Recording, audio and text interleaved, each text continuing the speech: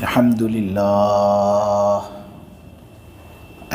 لله نحمده ونستعينه ونستغفره ونؤمن به ونتوكل عليه ونعوذ بالله من شرور أنفسنا ومن سيئات أعمالنا من يهده الله فلا مضل له ومن يضلله فلا هادي له ونشهد أن لا إله إلا الله وحده لا شريك له ونشهد أن سيدنا ومولانا وحبيبنا محمدا عبده ورسوله الحمد لله وكفى والصلاة والسلام على رسوله المصطفى وعلى عباده الذين ارتضى ومن بهداهم اهتدى وبآثار أهل المدينة اكتفى أعوذ بالله من الشيطان الرجيم بسم الله الرحمن الرحيم إذا جاءك المنافقون قالوا نشهد إنك لرسول الله والله يعلم إنك لرسوله والله يشهد إن المنافقين لكاذبون اتخذوا أيمانهم جنة فصدوا عن سبيل الله إنهم ساء ما كانوا يعملون ذلك بأنهم آمنوا ثم كفروا فتبع على قلوبهم فهم لا يفقهون وإذا رأيتهم تعجبك أجسامهم وإن يقولوا تسمع لقولهم كأنهم خشب مسندة يحسبون كل صيحة عليهم هم العدو فاحذرهم قاتلهم الله أنى يؤفكون وإذا قيل لهم تعالوا يستغفر لكم رسول الله لووا رؤوسهم ورأيتهم يصدون وهم مستكبرون سواء عليهم أستغفرت لهم أم لم تستغفر لهم لن يغفر الله لهم إن الله لا يهدي القوم الفاسقين هم الذين يقولون لا تنفقوا على من عند رسول الله حتى ينفضوا ولله خزائن السماوات والأرض ولكن المنافقين لا يفقهون يقولون لئن رجعنا إلى المدينة ليخرجن الأعز منها الأذل ولله العزة ولرسوله وللمؤمنين ولكن المنافقين لا يعلمون صدق اللہ العظیم۔ جب منافق لوگ آپ کے پاس آتے ہیں تو وہ کہتے ہیں کہ ہم گواہی دیتے ہیں اس بات کی کہ آپ یقیناً اللہ کے رسول ہو۔ اللہ جانتا ہے کہ یقیناً آپ اس کے رسول ہی ہو، اور اللہ گواہی دیتا ہے اس بات کی کہ یہ منافق لوگ بڑے جھوٹے ہیں۔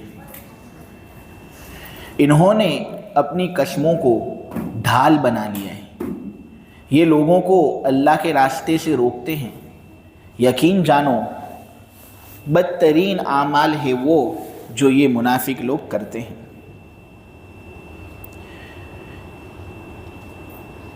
یہ اس وجہ سے کیونکہ یہ لوگ ایمان لے آئے، پھر انہوں نے کفر کیا، نتیجے میں ان کے دلوں پر مہر لگا دی گئی، چنانچہ یہ کچھ سمجھ بوجھ حاصل نہیں کرتے۔ جب تم ان کو دیکھو گے تو ان کے جسم، ان کی باڈی، ان کے ڈیل ڈول تم کو پسند آئیں گے۔ جب یہ لوگ بات کریں گے تو ان کی باتیں تم سنتے رہ جاؤ۔ ان کی مثال ان لکڑیوں کی طرح ہے جو کسی سہارے سے لگا دی گئی ہوں۔ یہ لوگ ہر چیخ و پکار کو اپنے خلاف سمجھتے ہیں۔ جب بھی کوئی زور کی آواز آتی ہے تو یہ لوگ اس کو اپنے خلاف سمجھتے ہیں۔ دیکھو یہی دشمن ہے، ان سے چوکنا رہنا، خدا کی مار ہو ان پر، یہ لوگ کہاں اوندھے منہ جا رہے ہیں۔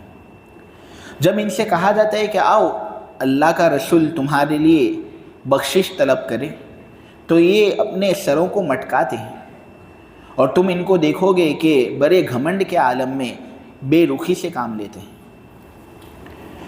برابر ہے کہ تم ان کے لیے معافی مانگو یا ان کے لیے معافی نہ مانگو، اللہ تو ان کو ہرگز معاف نہیں کرے گا۔ یقین جانو فاسق لوگوں کو اللہ ہدایت نہیں دیتا۔ یہی تو ہے وہ لوگ جو یہ کہہ رہے تھے کہ مت خرچ کرو ان لوگوں پر جو اللہ کے رسول کے ساتھ ہیں، یہاں تک کہ تمہارے خرچ نہ کرنے کی وجہ سے یہ خود بخود یہاں سے منتشر ہو جائیں، تتر بتر ہو جائیں۔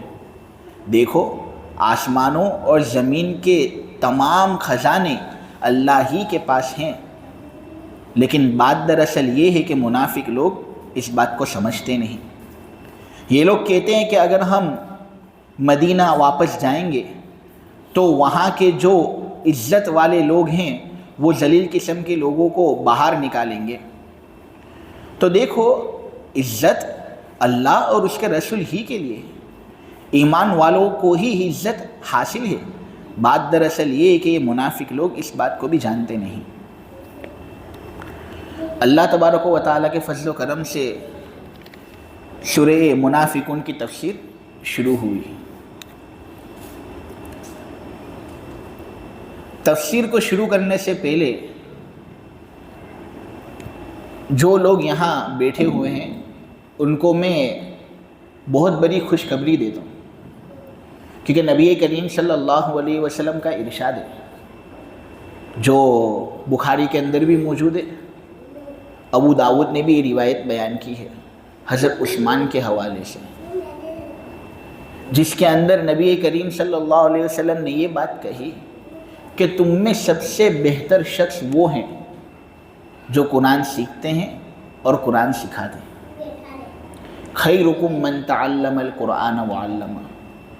کاٹ چھانٹ ہوتی رہتی ہے، آنا جانا ہوتا رہتا ہے، لیکن سب سے بہتر قسم کے لوگ جو ہوتے ہیں وہ وہی لوگ ہوتے ہیں جو باقی رہتے ہیں، جو قرآن سیکھتے ہیں اور قرآن سکھاتے ہیں۔ یہ روایت اکثر کتابوں کے اندر واو کے لفظ کے ساتھ ہے، جس کا ترجمہ میں نے آپ لوگوں کے سامنے کیا، لیکن کچھ کتابیں ہیں، چند ایسی کتابیں جس میں یہ روایت واو کے ساتھ نہیں بلکہ او کے ساتھ ہے۔ تو پھر اس صورت میں معنی یہ ہوگا کہ اگر کوئی آدمی فقط قرآن سیکھ بھی لیتا ہے نا تو اگرچہ وہ پھر بعد میں سکھاتا نہیں ہے، وہ بھی سب سے بہتر شخص۔ سبحان اللہ، ظاہر سی بات ہے یہ اللہ کا کلام ہے، یہی تو دین کی اصل ہے، دار و مدار دین کا اسی پر تو ہے۔ تو اس کے سیکھنے سکھانے کے اندر جو فضیلت ہوگی وہ دوسری کسی چیز کے اندر نہیں ہوگی، تو اس کو جو رتبہ حاصل ہے وہ تو ظاہری ہے۔ لیکن یہ جو سلسلہ ہے نا اس کے اندر بھی درجے ہوتے ہیں، ایک ادنا درجہ ہوتا ہے تو ایک کامل درجہ ہوتا ہے۔ ادنا درجہ یہ کہ ایک آدمی کو قرآن پڑھنا سکھا دے، اور وہ جو اس کے پاس آ رہا ہے سیکھنے کے لیے وہ قرآن پڑھنا سیکھ لے۔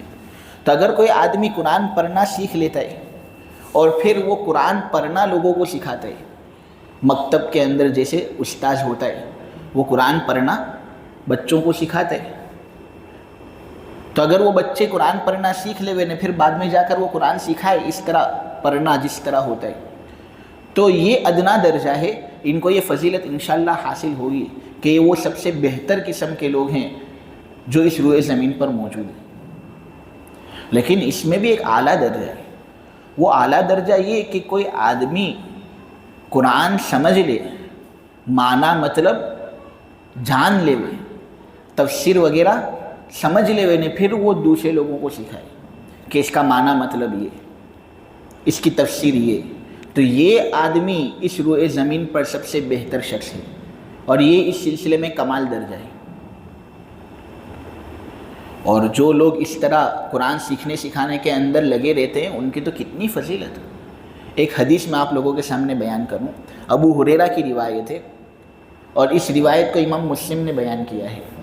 پہلے عربی عبارت پڑھ لیتا ہوں. من نفس عن مؤمن کربۃ من کرب الدنیا نفس اللہ عنہ کربۃ من کرب یوم القیامہ ومن یسر علی معسر یسر اللہ علیہ فی الدنیا والآخرہ ومن ستر مسلما سترہ اللہ فی الدنیا والآخرہ واللہ فی عون العبد ما کان العبد فی عون اخیہ ومن سلک طریقا یلتمس فیہ علما سہل اللہ لہ طریقا الی الجنہ وما اجتمع قوم فی بیت من بیوت اللہ یتلون کتاب اللہ ویتدارسونہ فیما بینہم الا نزلت علیہم السکینہ وغشیتہم الرحمہ وذکرہم اللہ فی من عندہ ومن ابطأ بہ عمل لم یسرع بہ نسب. رواہ مسلم. اتنی پیاری حدیث ہے نا میرے عزیز. ہوئی اس کے اندر اللہ کے نبی صلی اللہ علیہ وسلم کہتے ہیں کہ جو شخص کسی مسلمان سے کوئی غم یا کوئی ہلکی پریشانی بھی دور کرتا ہے، اس کا سہارا بن جاتا ہے، اس کو سپورٹ کرتا ہے،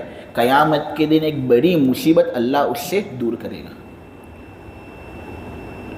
جو شخص مسلمان یا کسی غیر مسلم کو قرض دیتا ہے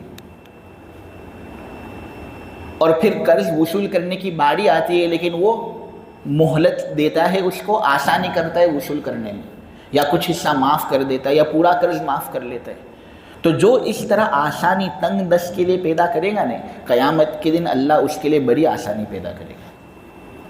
حدیث کے اندر نبی کریم صلی اللہ علیہ وسلم کہتے ہیں کہ جو شخص کسی مسلمان کو کپڑا پہناتا ہے نا، لباس دیتا ہے، کچھ کپڑے گھر کے اندر ایسے ہوتے ہیں جو آدمی پہنتا نہیں ہے، وہ کسی مسلمان کو دے دیے یا چلو کافر کو دے دیے، کسی انسان کو جو کپڑا دے دیتا ہے نا، قیامت کے دن اللہ اس کو بہترین لباس دے گا.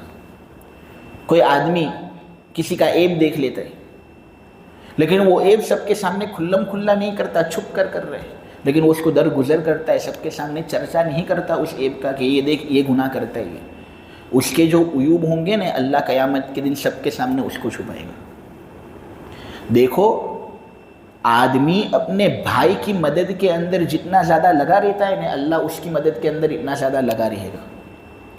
جتنی وہ اپنی بھائی کی مدد کرے گا، لوگوں کے کام آئے گا، اللہ اتنے زیادہ اس کے کام پورے کرے گا. پھر جو کام کی بات ہے اور جو نوٹ کی بات ہے وہ یہ ہے کہ جو آدمی بھی علم طلب کرنے کے لیے، قرآن سیکھنے کے لیے معمولی مشقت برداشت کرتا ہے، اللہ جنت تک پہنچنا بھی اس کے لیے آسان کر دیں گے. فتنے کا ماحول ہے، اس وقت کے اندر ہم دوسرے کام بھی تو کر سکتے ہیں، لیکن ہمارا کام علم طلب کرنا، قرآن سیکھنا، ہم وقت قربان کرتے ہیں، ہمارا قیمتی وقت ہے. اس وقت کے اندر دیگر لوگوں کی طرح ہم بھی دوسرے کام کر سکتے تھے. دیگر لوگ کرتے ہیں نا، مستی کرتے ہیں، اس طرح گھومنے جاتے ہیں، لیکن ہم آتے ہیں مسجد میں 40-50 منٹ قرآن کا درس سننے کے لیے. یہ معمولی مشقت جو تم نے جھیلی ہے نہیں، اللہ اس مشقت کی وجہ سے جنت تک پہنچانا آسان کر دے گا. حدیث شریف کے الفاظ، وہ بھی صحیح حدیث. پھر جو کمال کی بات ہے وہ یہ ہے کہ وہ چند لوگ گنے چنے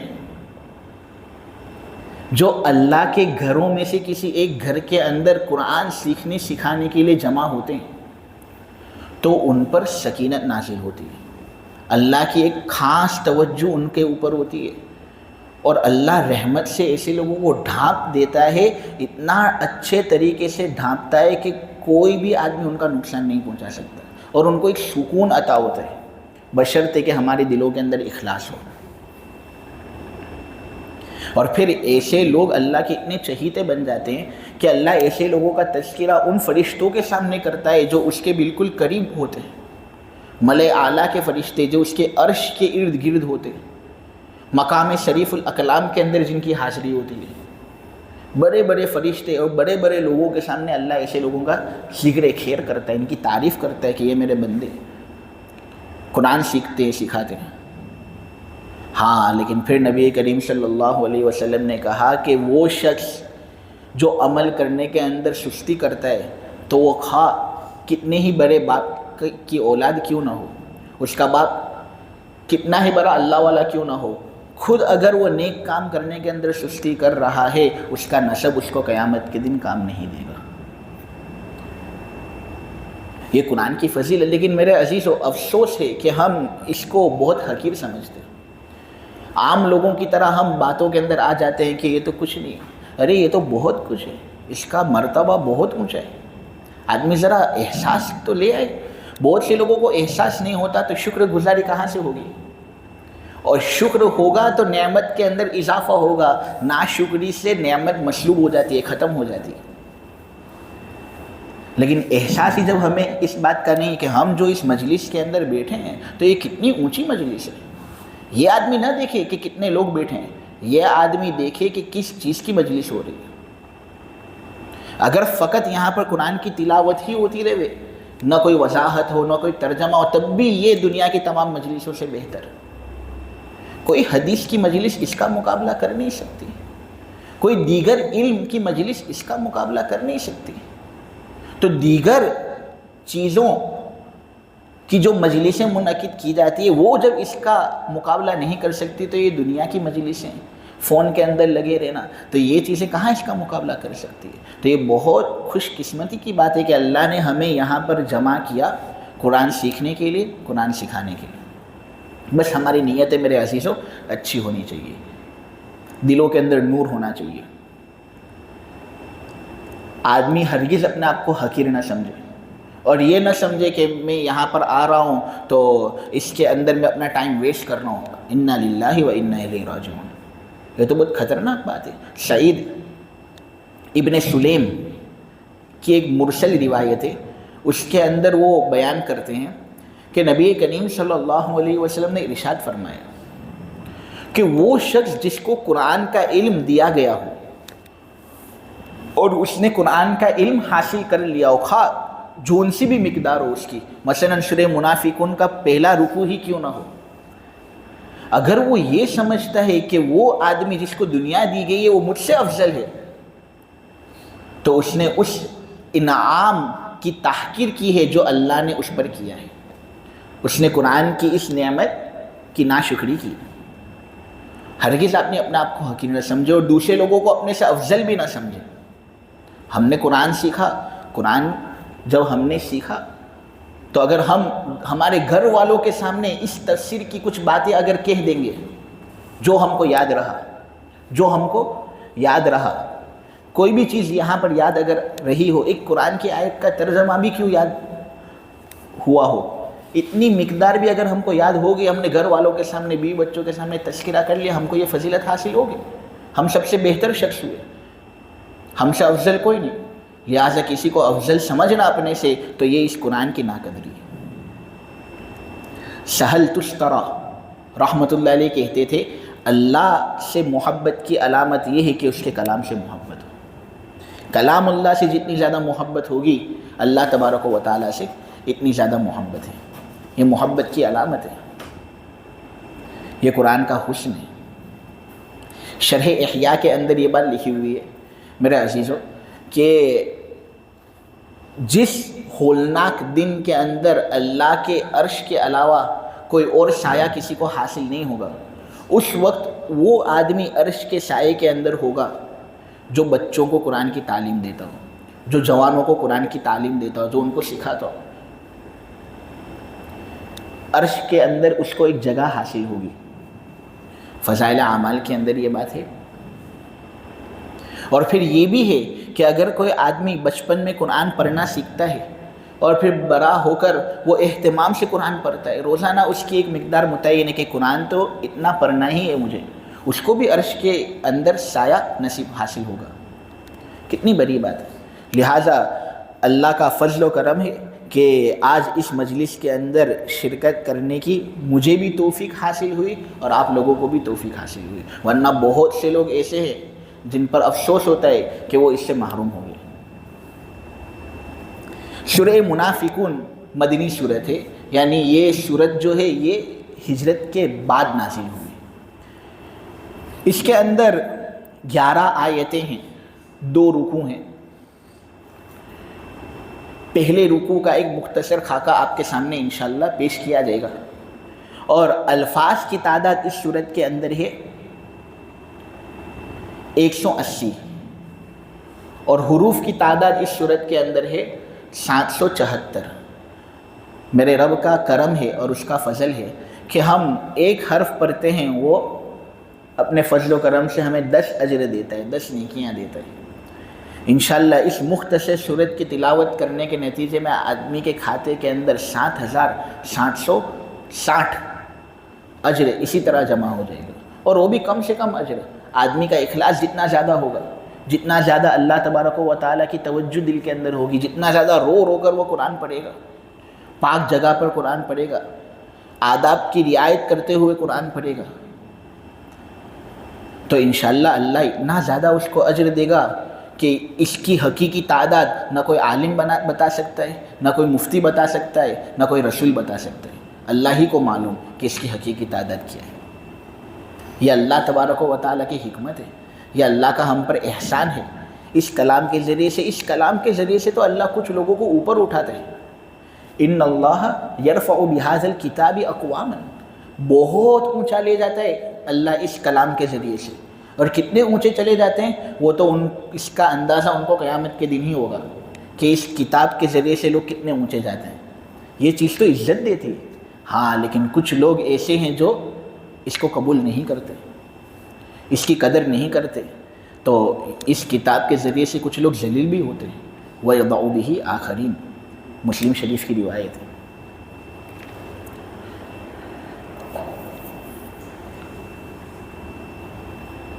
نبی کریم صلی اللہ علیہ وسلم کو غزوہ بنو المستلق کرنا پڑا سن ہجری 6 کے اندر۔ شعبان کا مہینہ تھا، رمضان کو 1 مہینہ باقی تھا۔ نبی کریم صلی اللہ علیہ وسلم کو یہ اطلاع ملی تھی کہ یہ جو قبیلہ بنو المستلق ہے نا، یہ حضور پر حملہ کرنا چاہتے ہیں، مدینے پر حملہ کرنا چاہتے ہیں۔ تو حضور نے کہا اچھا یہ حملہ کرنا چاہتے ہیں، ان کے حملے سے پہلے ہم ہی ان پر حملہ کریں گے تاکہ ان کا خاتمہ ہو جائے۔ تو سن ہجری 6 کے اندر شعبان کا مہینہ تھا کہ غزوہ بنو المستلق پیش ہوا۔ حضور وہاں گئے، حضور کی فوج وہاں گئی، سب کا خاتمہ کر دیا، ان کو شکست ہوئی، جو باقی رہ گئے وہ مسلمان ہوئے اور اسلام انہوں نے قبول کر لیا۔ جنگ کے چند دنوں بعد نبی کریم صلی اللہ علیہ وسلم وہاں سے جاتے ہیں، اور مریسی کا جو کنواں ہے اور ایک قول کے مطابق ندی ہے، وہاں پر نبی کریم صلی اللہ علیہ وسلم پڑاؤ ڈالتے ہیں اور کچھ دن اس مریسی کی ندی کے پاس رہتے ہیں۔ اسی وجہ سے اس غزوے کو ایک قول کے مطابق مریسی کہا جاتا ہے، ایک قول کے مطابق اس غزوے کا نام غزوہ بنو المستلق، اور ایک قول کے مطابق اس غزوے کا نام غزوہ مریسی، کیونکہ حضور نے جنگ کے بعد چند دنوں تک مریسی نامی چشمے کے پاس یا کنویں کے پاس پڑاؤ ڈالا تھا۔ اب وہاں پانی آتا تھا لیکن لوگ زیادہ تھے، اس لیے پانی کے سلسلے میں کچھ جھگڑا پیدا ہو گیا۔ ایک مہاجر اور ایک انصار دونوں آپس میں لڑ پڑے۔ مہاجر وہ جو مدینے کے اندر ہجرت کر کے آئے، انصار وہ جنہوں نے ان کو قبول کیا، ان پر خرچ کیا، ان کا ساتھ دیا کہ تم لوگ اللہ کے ٹوٹے ہوئے بندوں ہو، اپنے گھر بار چھوڑ کر آئے ہو تو ہم تمہیں سپورٹ کریں گے۔ تو انصار جو مدینے میں پہلے سے رہتے تھے، مہاجر جو ہجرت کر کے مائگریشن کر کے مدینہ آئے تھے۔ تو ایک مہاجر اور انصار کے درمیان ذرا انبن ہو گئی، اور انبن بھی اتنی خطرناک ہو گئی کہ مار پیٹ تک نوبت آ گئی۔ دراصل حضرت عمر رضی اللہ تعالیٰ عنہ کا جو خادم تھا نا، جس کا نام تھا جہجہ ابن سعید غفاری رضی اللہ تعالیٰ عنہ، مسلمان تھے وہ اور ان کے کچھ دیہاتی ساتھی ندی کے پاس گئے، اور ندی کے اندر جو ان کو کام کاج وغیرہ کرنا تھا وہ کرنا انہوں نے شروع کر دیا، اور وہ اس کو استعمال کر رہے تھے۔ اتنے میں ایک انصاری صحابی جس کا نام تھا سنان ابن وبرہ، وہ آئے انہوں نے کہا کہ بھائی تم استعمال کر لو، مجھے بھی تھوڑا استعمال کرنے دو، ذرا تو میں ہوگی۔ اتنے میں جو جہجہ تھے نا حضرت عمر کے خادم، انہوں نے ایک تماچا مار دیا اور زخمی کر دیا ان کو، اور چوٹ بھی آئی۔ تو انصاری صحابی کو جب مارا نے تو سنان نے تو سب کو پکارا، اے انصاریو جلدی آ جاؤ، یہ اپنے کو مارتے، دادا گیری کرتے۔ تو اس نے جب دیکھا کہ یہ سب کو بلا رہا ہے تو اس نے بھی آواز لگائی کہ اے مہاجر سب جمع ہو جاؤ، یہ لوگ دادا گیری کرتے ہیں۔ تو اتنے میں بہت سارے لوگ جمع ہو گئے اور بہت خطرناک لڑائی جھگڑا ہونے والا تھا۔ اتنے میں نبی کریم صلی اللہ علیہ وسلم کو پتہ چلا، حضور دوڑ کر آتے ہیں اور کہتے ہیں کہ یہ کیا جاہلانہ طریقہ، یہ کیا جاہلانہ عصبیت، لڑائی جھگڑا ہوتا ہے چلو ہوتا ہے، سب کے درمیان ہوتا ہے، لیکن اس پر انصار والے انصار کو بلاتے، مہاجر لوگ مہاجر کو بلاتے۔ میں مثال دوں، صورت والے صورت والوں کو بلاتے ہیں، بھروچ والے بھروچ والوں کو بلاتے ہیں، تو یہ مناسب تھوڑی۔ یہ عصبیت تو ایک ایسی چیز ہے جس سے اسلام نے آپ کو نجات دی ہے۔ سب مسلمان ہو، تم بھائی بھائی ہو، المسلم اخو المسلم لا یظلمہ ولا یخذلہ، مسلمان کا بھائی ہے۔ ایک مسلمان کو چاہیے کہ دوسرے مسلمان پر وہ ظلم نہ کرے، جس نے ظلم کیا ہے ہم اس کا بدلہ دیں گے اور اس سے بدلہ ضرور لیں گے، اور جو مظلوم ہے ہم اس کی رعایت کریں گے۔ اس طرح نبی کریم صلی اللہ علیہ وسلم نے ذرا جھگڑا رفع دفع کیا۔ سنان ابن وبرہ ذرا جوش میں تھے کہ اس نے تماشا مارا میرے کو، میں نے تو ہاتھ تھوڑی اٹھایا اس پر۔ تو عبادہ ابن صامت ایک انصاری صحابی ہیں، وہ آئے، انہوں نے سمجھایا کہ ذرا سمجھ جاؤ نا، جھگڑا ذرا دور کر دو، بہت سے جھگڑے ایسے ہوتے ہیں جس میں اپنے کو ذرا لیٹ گو کرنے کا ہوتا ہے۔ تو اس طرح سمجھانے پر وہ بھی سمجھ گئے، جھگڑا بالکل ٹھنڈا ہو گیا۔ لیکن جو منافق لوگ جنگ کے اندر شریک ہوئے تھے جو فقط مال غنیمت حاصل کرنے کے لیے آتے تھے، ظاہر تو کرتے تھے یہ کہ ہم مسلمان ہیں، لیکن دل کے اندر مسلمانوں کی نفرت بھری ہوئی تھی۔ وہ دراصل یہ اس لیے کرتے تھے کیونکہ اگر سب کو پتہ چل جائے نا کہ وہ کافر ہیں، مسلمان نہیں، تو ان پر کفر کے احکام لاگو ہوں گے، ان کو ٹیکس ادا کرنا پڑے گا، جنگ وغیرہ کی تو ان کو قتل کیا جائے گا۔ تو اس طرح قتل کے خوف سے اور پیسے بچانے کی غرض سے یہ لوگ اپنے آپ کو مسلمان بتاتے تھے، لیکن دل کے اندر کفر بھرا ہوا تھا۔ ان کو یہ اچھا موقع مل گیا۔ چنانچہ جو منافقوں کا سردار تھا عبداللہ ابن ابی، اس کو جب اس معاملے کا علم ہوا تو اس نے انصاری لوگ جو تھے کہنے لگا کہ یہ مہاجر لوگ مکہ چھوڑ کر اپنے مدینے کے اندر آئے، دادا گنیاں کرتے اپنے سر پر چڑھ گئے، یہ لوگ ان پر خرچ کرنا بند کر دو، اپنے جیسا بھولا بالا تو کوئی نہیں ہوگا۔ کہتے ہیں نا کہ کتے کو کھلاؤ، موٹا کرو اس کو، پھر وہ تم کو ہی کھا جائے گا، ایسا معاملہ اپنا ہو رہا ہے۔ کتنا اپنے ان کو سہن کریں، اپنے گھروں کے اندر کتنی جگہ ان کو دیں، اپنے ان پر خرچ بھی نہیں کرتے، ان کو گھروں کے اندر جگہ بھی نہیں دیتے، یہ خود بخود یہاں سے نکل جائیں گے۔ آج تو انہوں نے مارا ہے، کل قتل بھی کر دیں گے، لہٰذا ان کا یہ رویہ مناسب نہیں۔ اپنے مدینے پہنچتے ہیں تو وہاں کے جو عزت والے لوگ ہیں یعنی ہم، اس ذلیل لوگوں کو باہر نکالتے ہیں۔ یعنی نعوذ باللہ، یہ منافق قسم کا آدمی، منافق کا سردار عبداللہ ابن ابی اتنی خطرناک بات کہہ رہا تھا، اپنے آپ کو عزت والا کہہ رہا تھا۔ نبی کریم صلی اللہ علیہ وسلم اور حضور کے جو ساتھی ہجرت کر کے آئے تھے، سب چیزیں چھوڑ چھاڑ کر آئے تھے اسلام کی وجہ سے، ان کو ذلیل کہہ رہی ہے۔ زید ابن ارقم انصاری صحابی وہاں پر موجود تھے، ان کو یہ برداشت ہوا نہیں کہ اگرچہ یہ اپنی طرف کے اندر بول رہا ہے لیکن ہم سب مسلمان ہیں، یہ اپنے مسلمان بھائیوں کے بارے میں برا کہے گا، ہم سہن تو نہیں کریں گے۔ تو وہ کھڑے ہو گئے اور کہنے لگے اللہ کی قسم تو نے محمد کو ذلیل کہا ہے، تو ذلیل ہے، محمد عزت والا ہے۔ تو جب عبداللہ ابن ابی کو لگا نا کہ ذرا میں نے کچھ زیادہ کہہ دیا، حضور تک بات پہنچ جائے گی اور حضور پھر میرے خلاف ایکشن لیں گے، تو اس نے کہہ دیا کہ ارے میں تو مذاق کر رہا تھا، میں کوئی حقیقی بات تھوڑی کہہ رہا تھا، قسمیں کھانے لگا وہ۔ زید ابن ارقم نے پھر یہ بات اپنے چچا کو کہی کہ یہ دیکھو عبداللہ ابن ابی ایسی ایسی باتیں کہتا ہے کہ محمد ذلیل قسم کا آدمی، مہاجر جو آتے ہیں وہ ذلیل قسم کے، ہم عزت والے، ہم ان کو باہر نکالیں گے، ہم ان پر خرچ نہیں کریں گے، خود بخود تتر بتر ہو جائیں گے، یہ سر پر چڑھ گئے ہیں۔ تو یہ سب باتیں جب چچا نے سنی تو چچا نے نبی کریم صلی اللہ علیہ وسلم کو یہ سب باتیں بتا دی۔ حضور نے کہا اچھا اس نے یہ کہا، بلاؤ زید ابن ارقم کو بلاؤ۔ زید ابن ارقم کو بلایا گیا، بلاؤ عبداللہ ابن ابی کو، عبداللہ ابن ابی کو بلایا گیا، اے عبداللہ دیکھ زید ابن ارقم یہ کہہ رہا ہے، کیا یہ بات سچ ہے؟ تو عبداللہ ابن ابی تو بڑی بڑی قسمیں کھانے لگا، اللہ کی قسم میں نے نہیں کہا، یہ چیزیں میری زبان سے نکلی ہی نہیں ہے نا، یہ جھوٹ بولتا ہے۔ اب حضور چونکہ وہاں پر تھے نہیں، اور حضور عالم الغیب بھی نہیں تھے، یہ بریلوی لوگ یہ کہتے ہیں کہ حضور کو سب معلوم، حالانکہ حضور کو سب معلوم نہیں، حضور بھی ہماری طرح انسان تھے نا۔ تو اس لیے زید ابن ارقم کو حضور نے کہا کہ بھائی تو نے یہ بات سنی کہ اس نے ایسی باتیں کہی، فتنہ پھیلایا اس نے، تو کچھ گواہ ہیں تیرے پاس؟ تو زید ابن ارقم تو بیچارے کم سن تھے، کم عمر کے نوجوان تھے وہ، تو انہوں نے کہا میرے پاس تو کوئی گواہ نہیں، اور بالکل بولتی ہی ان کی بند ہو گئی۔ حضور کو ان پر ذرا غصہ آیا، حضور نے کہا تو بڑا سخت سست قسم کا آدمی ہے، تو نے سنا اتنی بڑی مجلس منعقد کروائی، اس نے اتنی سب قسمیں کھائی، تو تیرے پاس کچھ گواہ تو ہونے چاہیے اپنی بات کو ثابت کرانے کے لیے، کوئی گواہ بھی نہیں، تو بڑا سست ہے سست۔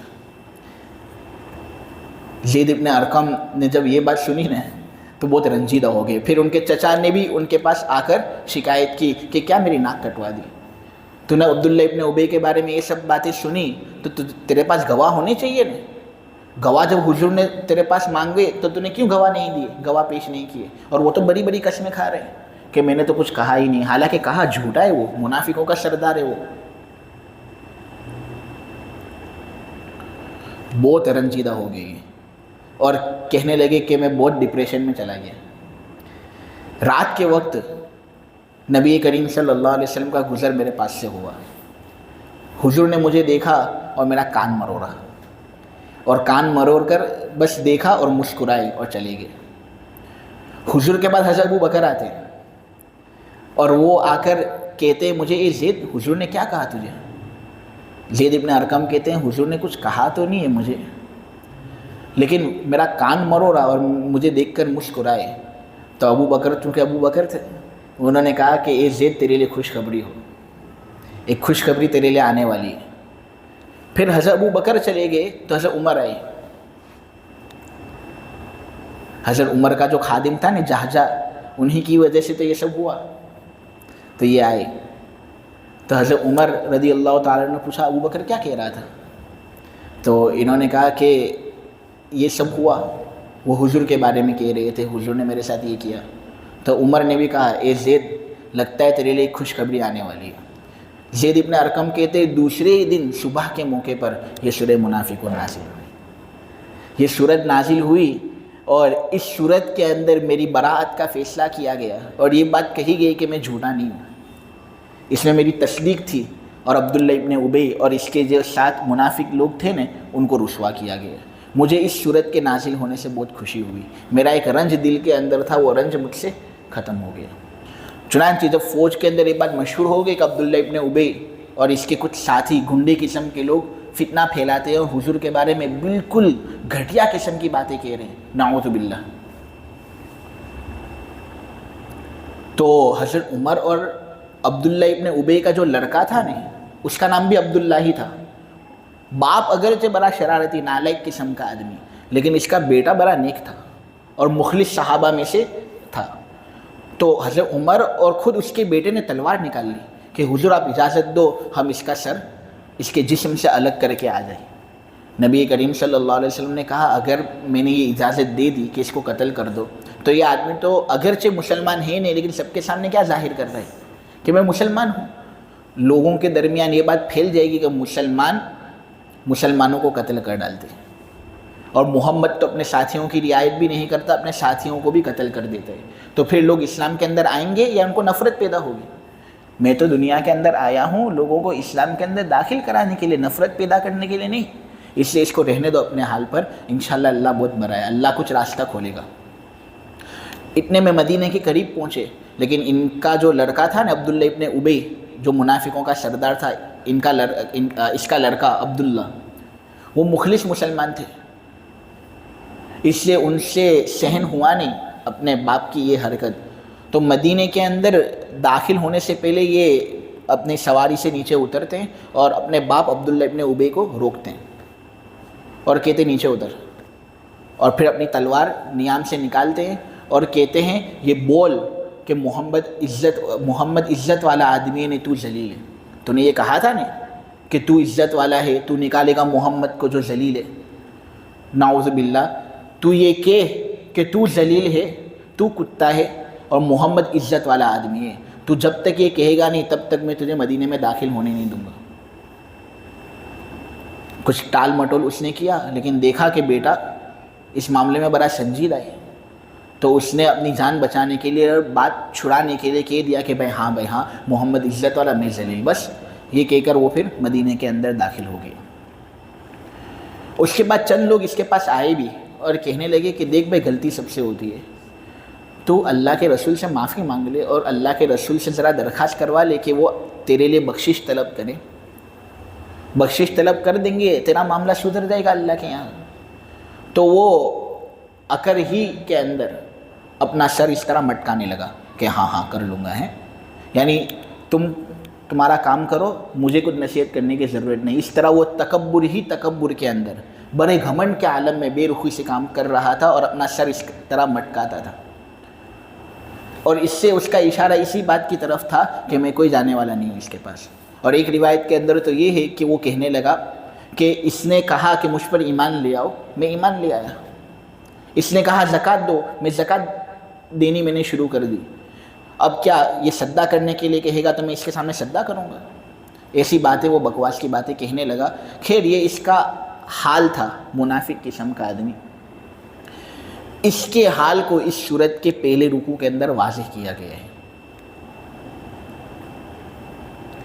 یہ سورت جو ہے منافقون، اس کی بڑی فضیلت ہے.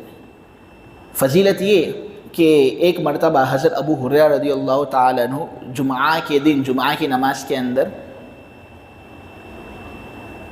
نماز پڑھانے کے لیے انہوں نے سورہ جمعہ کا انتخاب کیا اور سورہ منافقون کا انتخاب کیا. نماز سے فراغت جب ہوئی تو ایک آدمی ان کے پاس آتا ہے اور کہنے لگتا ہے کہ اے ابو ہریرہ، تو نے جمعہ کی نماز کے اندر جو سورہ جمعہ اور سورہ منافقین کی تلاوت کی ہے نا، حضرت علی جو کوفہ کے اندر ہیں وہ بھی جمعہ کی نماز کے اندر یہی دو سورت پڑھتے ہیں. پہلی رکعت میں سورہ جمعہ، دوسری رکعت میں سورہ منافقون. تو حضرت ابو ہریرہ کہنے لگے کہ پڑھیں گے ہی نا، کیونکہ میں نے نبی کریم صلی اللہ علیہ وسلم کو بارہا سنا ہے کہ حضور جمعہ کی نماز کے اندر پہلی رکعت میں سورہ جمعہ اور دوسری رکعت کے اندر سورہ منافقین کی تلاوت کیا کرتے تھے. معلوم یہ ہوا کہ حضور کو بڑی محبت تھی اس سورت سے، اور اس سورت کے اندر ایک مسلمان کی برات کا اعلان ہے اور منافقین کی رسوائی ہے. اس لیے نبی کریم صلی اللہ علیہ وسلم بارہا بڑے جم گھٹوں کے اندر اور لوگوں کی جب کثیر تعداد موجود ہوتی تھی تو سورہ منافقین کی تلاوت کیا کرتے تھے، خصوصاً جمعہ کے اندر. چنانچہ جو امام ہو اس کو چاہیے کہ وہ کچھ جمعے سورہ اعلیٰ اور سورہ غاشیہ پڑھائے، اور کچھ جمعے ایسے بھی ہو کہ وہ سورہ جمعہ اور سورہ منافقین کی بھی تلاوت کرے، جو بھی وہ اپنے لیے مناسب سمجھے.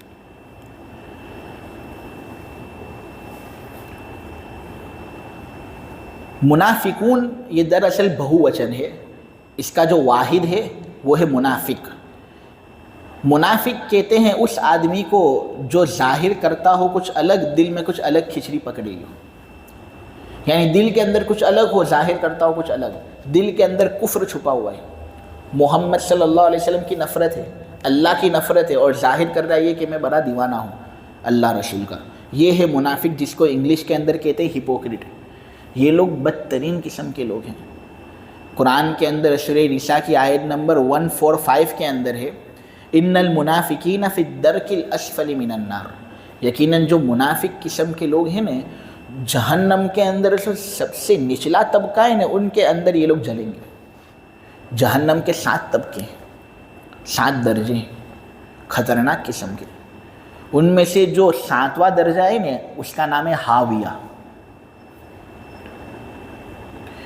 یہ ہاویہ جو ہے نا یہ سب سے خطرناک درجہ ہے جہنم کے اندر. یہ چورا چورا کر دینے والی جگہ ہے، اس کے اندر آدمی کا بالکل چورا کر دیا جاتا ہے. اس درجے کے اندر منافق لوگ ہوں گے. یہ دراصل نفق سے ہے. نفق کس کو کہتے ہیں؟ تو اس کے اندر الگ الگ معنی الگ الگ ڈکشنریوں کے اندر ملتے ہیں. کچھ ڈکشنری اور کچھ لغتیں ایسی ہے جو یہ بتاتے ہیں کہ نفقن کا معنی ہوتا ہے ختم کرنا. چونکہ منافق ہونے کے ذریعے سے اپنے تمام اچھے اعمال کو ختم کر دیتا ہے، اس لیے منافق کو منافق کہتے ہیں. بعض ڈکشنریوں کے اندر یہ ہے کہ نفق کا معنی ہوتا ہے گرم بازاری، یعنی دکان کے اندر بہت سی گراکی ہو تو کس طرح ایک تاجر ایک جگہ پر لگ جاتا ہے، دوسرا تاجر دوسری جگہ پر لگ جاتا ہے، اور وہ گرم بازاری رہتی ہے. مثلا صورت کے اندر مغرب بعد کا وقت، یہ گرم بازاری کا وقت ہے، اس کے اندر دھندا بہت سارا ہوتا ہے. تو یہ جو گرم بازاری ہوتی ہے نا، نفق اس کو کہتے ہیں.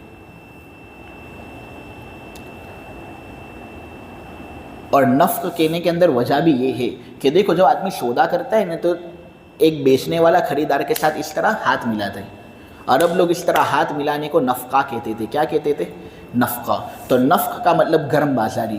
یہ منافق بھی بڑا گرم بازار ہوتا ہے، یہ شعی کے اندر رہتا ہے اور ایک جنون اس پر ہوتا ہے کہ میں لوگوں کو بتاؤں یہ کہ میں مسلمان ہوں، تاکہ کسی کو شک نہ ہو کہ میں کافر ہوں. اگر لوگوں کو پتہ چل جائے گا کہ میں کافر ہوں تو لوگ مجھے قتل کر دیں گے، یا یہ کہ میرا مال لے لیں گے، کہیں گے ٹیکس دو. کیونکہ کافر اگر مسلمان کے اندر رہنا چاہتا ہے تو اس کے لیے ٹیکس دینا ضروری ہوتا ہے. تو اس طرح لوگ میرے پیچھے پڑ جائیں گے. اس سے وہ گرم بازاری کے اندر رہتا ہے کہ ارے اب کے سامنے میں بس یہ ظاہر کر دوں کہ میں مسلمان ہوں. اس سے منافق کو منافق کہتے ہیں. ایک اور ڈکشنری ہے، اس کے اندر نفق کا مطلب ہوتا ہے سرنگ، اور ایک میں ہے جنگلی چوہے کی بھیٹ. اب جنگلی چوہا جب اپنے بھیٹ کے اندر چلا جاتا ہے تو کیا وہ دکھتا ہے؟ پوشیدہ رہتا ہے نا. اسی طرح جب آدمی سرنگ کے اندر چلا جاتا ہے تو کیا اس کو معلوم ہے کہ وہ سرنگ کے اندر کیا کر رہا ہے؟ منافق کا بھی حال ایسا ہی. یہ بالکل سرنگ کی طرح ہے، جنگلی چوہے کی بھیٹ کی طرح ہی ہے. اندر کیا ہے اس کے کچھ معلوم ہی نہیں، پوشیدہ ہے سب. اس لیے منافق کو منافق کہتے ہیں. حدیث شریف کے اندر ہے، جو حدیث شریف بخاری کے اندر بھی موجود ہے، مسلم کے اندر بھی موجود ہے. حضرت عبداللہ ابن عمر رضی اللہ تعالی عنہما سے منقول ہے کہ جس آدمی کے اندر 4 خصلتیں ہوں گی نا وہ پکا منافق. 4 من کن فیہ کان منافقا خالصا وَإِن كَانَتْ مِنْهُنَّ خَصْلَةٌ فِيهِ كَانَتْ خَصْلَةٌ مِنَ النِّفَاقِ.